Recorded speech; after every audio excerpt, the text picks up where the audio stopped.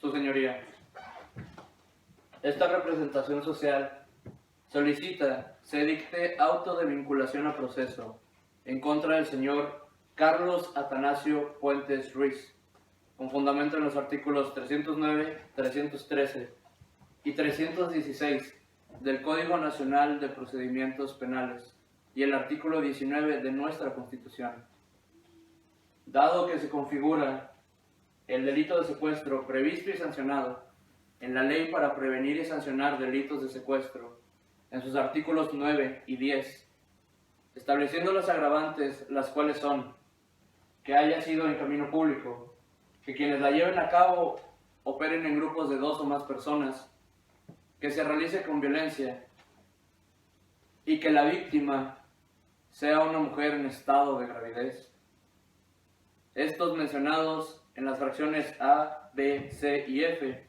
del artículo antes mencionado. Todo lo anterior sucedió el 22 de mayo del 2012, a la 1:15 de la mañana, en Querétaro, en la calle Carrera 9, número 4217. 3 personas con armas de fuego, entre ellas Carlos Atanasio Puentes Ruiz, interceptaron a la víctima Patricia Venegas Cruz y a su esposo Martín Casas, después de que realizaran 2 disparos para intimidar a ambos, según se menciona en sus declaraciones, que fueron con la finalidad de llevarse a la señora Patricia Venegas Cruz. Esto al salir de casa de Angélica Venegas, con quien el matrimonio celebraba su cumpleaños, y es hermana de la víctima. A escasas cuadras de salir del domicilio,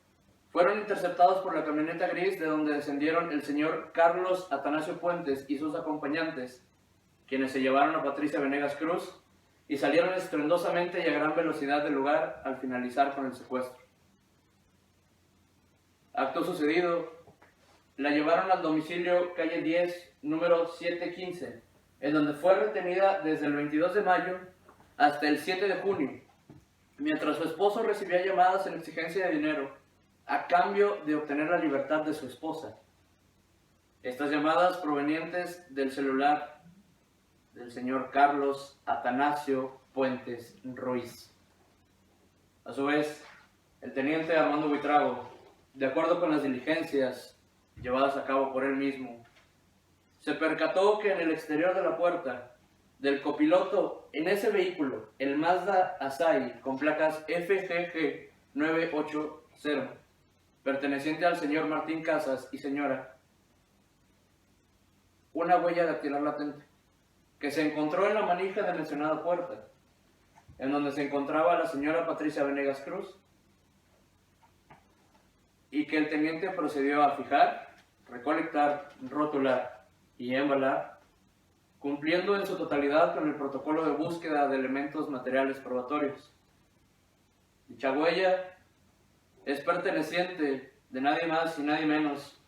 que Carlos Puentes Ruiz. Al mismo tiempo, tomando en cuenta el horario que mantuvo el señor Carlos Puentes en los periodos mencionados de 2 horas, cuenta con el tiempo suficiente para efectuar el acto y volver a marcar su ficha, sin problemas reflejados en su control de horario, y viendo que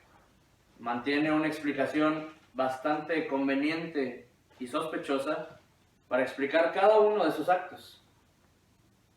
Sin embargo, con todo lo anterior mencionado, se acredita que existen datos de prueba suficientes para acreditar la participación y ejecución del delito por parte del señor Carlos Atanasio Puentes Ruiz. Es por esto que esta representación social solicita se dicte auto de vinculación a proceso contra el indiciado. Es cuando... Su Señoría, con fundamentos en el artículo 316, fracción 4, 319 del Código Nacional de Procedimientos Penales, le pido se desestime la solicitud hecha por el Ministerio Público y se dicte a favor de mi defendido Carlos Atanasio Puentes Ruiz auto de no vinculación a proceso, ya que con lo argumentado hasta el momento no cabe la posibilidad de que mi defendido haya participado en el hecho acabado de referir. Esto se prueba ya que el señor Carlos no pudo estar en 2 lugares al mismo tiempo, y la Fiscalía descansa sus pruebas en el dicho del señor Enrique Pimiento, quien a base de mentiras ha tratado de dirigir su atención hacia mi defendido, hechos que me permito abundar. En la entrevista realizada hacia mi defendido, refiere que el día 22 de mayo del 2012, el señor Enrique Pimiento le solicitó que lo cubriera en turno desde las 10 p.m. y con esto él recibiría una remuneración de 600 pesos, situación a la que mi defendido aceptó. Y al llegar al lugar donde labora, vio al señor Enrique Pimiento salir deprisa junto con 3 personas más. Con esto, el señor Carlos, al momento de los hechos, se encontraba laborando. Lo anterior se reafirma en la entrevista hecha al señor Eduardo Santos, dueño del taller Automotor Limitado, donde labora el señor Enrique y el señor Carlos. En dicha entrevista se menciona que era de conocimiento del señor Eduardo Santos que el turno pertenecía a Enrique Pimientos y este lo solicitó al señor Carlos que lo cubriera en turno desde las 10 p.m.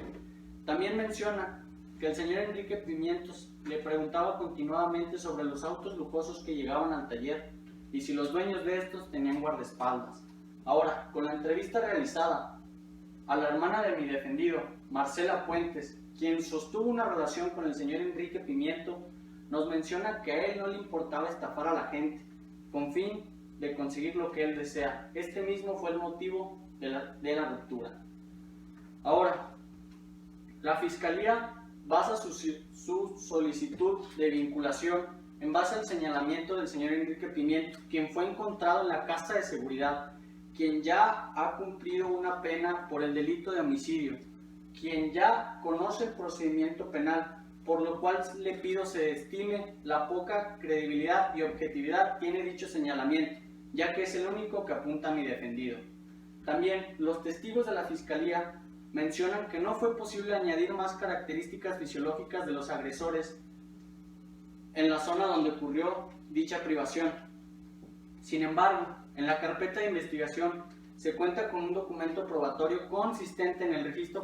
fotográfico de la zona, hecha por la investigadora Alejandra Jaramillo, con 11 años de experiencia, que al analizar las pruebas se llega a la conclusión de que se contaba con buena visibilidad, ya que existen 8 postes de luz en la calle donde ocurrió dicha tragedia. Y con esto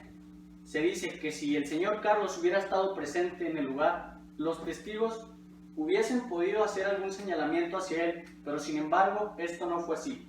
Ahora, con las llamadas hechas hacia el señor Martín Casas, con fin de extorsionarlo y pedirle 1,000,000 de pesos, se logra escuchar la voz del señor Enrique, pero no la de mi defendido. Y con ello comprobamos, con una carta de Movistar sobre la pérdida del teléfono de mi defendida, hecha el 3 de junio del 2012, y con esto demostramos que no tuvo nada que ver con tales llamadas. Ahora, con las huellas encontradas en el carro del señor Martín Casas, estas fueron aportadas por el señor Armando Buitrago, quien ha sufrido una sanción el 10 de febrero del 2019 por la Procuraduría General de Justicia. Al momento de una investigación realizada por él, fue negligente al momento de la recolección de huellas, por lo cual le pedimos se reste veracidad a dicho dictamen. Y ahora, con relación al arma que portaba mi defendido al momento de ser arrestado, pertenece al señor Enrique Pimientos, ya que éste le pidió a mi defendido la cantidad de 20,000 pesos y en garantía el señor Enrique le dejó dicha arma. Y con esto lo probamos demostrando el anexo número 6 de la carpeta de investigación, el cual es un documento de la letra de cambio de dicha transacción. Y con esto desacreditando la posible participación de mi defendido, le reitero, por favor, dicte auto de no vinculación a proceso. Es cuanto, su señoría. Su señoría, esta fiscalía, respetando en todo momento los derechos del señor Carlos Atanasio Puente Ruiz y con estricto apego a las regulaciones nacionales e internacionales, solicita le imponga al señor Carlos Puentes la medida cautelar consistente en prisión preventiva, prevista en el artículo 155, fracción 16 del Código Nacional de Procedimientos Penales. Lo anterior, con el objeto de cumplir lo establecido en el artículo 19 constitucional y 153 del Código Nacional de Procedimientos Penales, que es garantizar la presencia del imputado en el procedimiento, ya que, como se ha referido anteriormente y que resulta necesario resaltar, el señor Carlos Pimiento fue detenido en la central de autobuses de esta ciudad el 17 de junio del presente año, justo cuando intentaba abordar un autobús y portaba un arma tipo pistola con calibre 9 milímetros y una agenda donde se encontraba anotado el nombre y celular del señor Martín Casas, esposo de la víctima directa. Situación, su señoría, que el señor Puente realizaba solo unos días después de que fue rescatada la víctima Patricia Venegas, de la casa ubicada en la calle 1, número 115, donde no por coincidencia había también un celular marca Nokia modelo 1120 a nombre del imputado Carlos Puentes Ruiz. Agregar, su señoría, que el propio señor Puentes, asistido debidamente a su defensor, refirió en su entrevista de fecha 17 de junio que tiene 42 años, que su profesión es de mecánico y que su hermana vive fuera de la ciudad. Y por otro lado,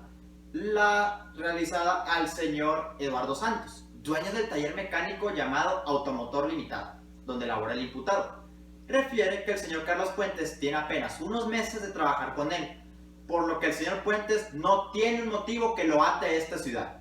por lo que existe un alto riesgo de que se pueda sustraer de la acción penal, tomando en cuenta los parámetros establecidos por el artículo 168 del Código Nacional de Procedimientos Penales. Ahora bien, hasta este momento no se encuentra justificado, al menos de manera lógica, el hecho de que el señor Carlos estuviera abordando un camión que dice era para visitar a su hermano, según lo refiere él en su entrevista, con una libreta que contiene nombre y teléfono del esposo de la víctima, lo cual resulta un indicio directo de su responsabilidad en el secuestro. Además, ¿por qué realizaba este viaje armado? A esta representación social le resulta razonable afirmar que intentaba deshacerse de indicios tratando de obstaculizar así la investigación, por lo que buscando evitar que destruya, oculte o modifique pruebas, es que esta representación social reitera la idoneidad de la medida cautelar solicitada, tal y como lo refiere el artículo 169 del Código Nacional de Procedimientos Penales. En síntesis, resulta procedente para la Fiscalía solicitarle a su señoría la imposición de la medida cautelar de prisión preventiva por ser proporcional e idónea para el caso que se analiza de acuerdo a la medida solicitada y el fin cautelado. Por lo que insistimos en que se le imponga al señor Carlos Atanasio Puentes Ruiz la medida cautelar de prisión preventiva prevista en el artículo 155, fracción 16 del Código Nacional de Procedimientos Penales. Es cuanto, su señoría. Honorable juez, en mi carácter de defensor, comparezco ante usted para oponerme a la medida cautelar solicitada anteriormente por el Ministerio Público, debido a que, a todas luces, resultaría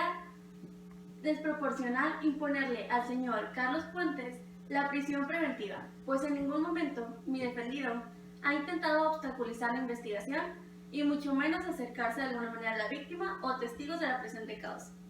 Sobre el señalamiento de que fue detenido al encontrarse en la central de autobuses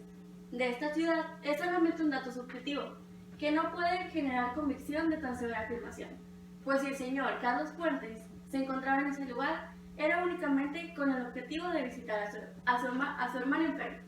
y que por cierto radica dentro de este mismo estado, sin que se tenga prueba alguna de que él tuviera conocimiento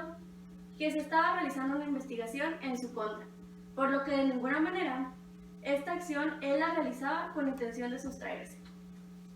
Nuestra Constitución y el Código Nacional de Procedimientos Penales establece que las medidas cautelares deben perseguir un fin, y entre ellas debe existir idoneidad y proporcionalidad. De igual manera, la legislación es clara: la prisión preventiva es la última ratio a utilizarse solo cuando ninguna otra medida cumpla con los objetivos y fines, y en este caso particular existen otras medidas diferentes que garantizan la misma protección que alega el Ministerio Público. Por otra parte, debemos considerar que el señor Carlos Puentes en ningún momento ha obstaculizado el proceso y en el momento de su detención no hubo resistencia alguna o intento de fuga de su parte. En base a su propio testimonio y el de su hermana, Marcela Puentes, sabemos que el día de su captura se dirigía hacia el hospital a verlo. Es prudente tomar en cuenta que el señor Carlos Puentes es conocido por ser una persona trabajadora, honrada y responsable, como lo refiere su jefe en la entrevista presentada ante el Ministerio Público. Además, el señor Carlos Puentes refiere en su entrevista rendida al Ministerio Público que lleva 5 años formando parte de la sociedad Niños de la Calle, la cual se dedica a la rehabilitación y reinserción de jóvenes, lo cual confirma que mi defendido es una persona responsable y comprometida, por lo que el riesgo que se sustraiga de la acción penal queda descartada. Es por lo anterior que esta defensa considera la medida cautelar proporcional e idónea para imponérsela a mi defendido Carlos Puentes debe ser la prevista en el artículo 155, fracción primera, quinta y octava, las cuales son presentación periódica ante el juez o autoridad que usted disponga, la prohibición de salir de la entidad federativa y de acercarse tanto a víctimas y testigos. Por tal motivo, es que reiteramos nuestra petición que se le imponga al señor Carlos Puentes las medidas cautelares antes mencionadas, que respetan los derechos tanto de mi defendida como de la víctima. Es cuanto, señorita.